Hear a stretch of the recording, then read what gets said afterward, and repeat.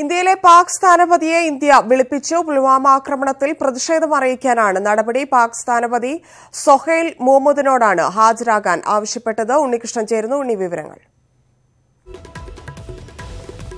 കുപ്വാരയിലെ ആക്രമണത്തിന്റെ പശ്ചാത്തലത്തിലാണ് വളരെ ശക്തമായ പ്രതിഷേധം അറിയിക്കുന്നതിനായി പാക് സ്ഥാനപതിയെ ഇന്ത്യ വിളിപ്പിച്ചിരിക്കുന്നത്. പാക് സ്ഥാനപതി സൊഹൈൽ മുഹമ്മദിനെയാണ് വിദേശകാര്യ സെക്രട്ടറി വിജയ് ഗോഖലെ വിളിപ്പിച്ച് പ്രതിഷേധം അറിയിച്ചത്. ഇത്തരത്തിലുള്ള ആക്രമണങ്ങളിൽ തുടരുന്നതോടൊപ്പം തന്നെ ആക്രമണം നടത്തുന്ന ഭീകര സംഘടനകൾക്ക് പാകിസ്ഥാൻ നൽകുന്ന പിന്തുണയിൽ കൂടി പ്രതിഷേധം അറിയിക്കുകയാണ് ഇന്ത്യ ചെയ്തിരിക്കുന്നത്. നേരത്തെ തന്നെ കേന്ദ്ര വിദേശകാര്യ മന്ത്രാലയം ശക്തമായ നയതന്ത്ര സമ്മർദ്ദവുമായി മുന്നോട്ട് പോകുമെന്ന് വ്യക്തമാക്കിയിരുന്നു. രാവിലെ ചേർന്ന കേന്ദ്ര മന്ത്രിസഭയുടെ ഉപസമിതി യോഗത്തിലാണ് ഇത് സംബന്ധിച്ച് തീരുമാനമായിരുന്നത്. അതിന്റെ തുടർച്ച എന്ന രീതിയിലാണ് വിദേശകാര്യ സെക്രട്ടറി പാക് സ്ഥാനപതിയെ വിളിപ്പിച്ചിരിക്കുന്നത്.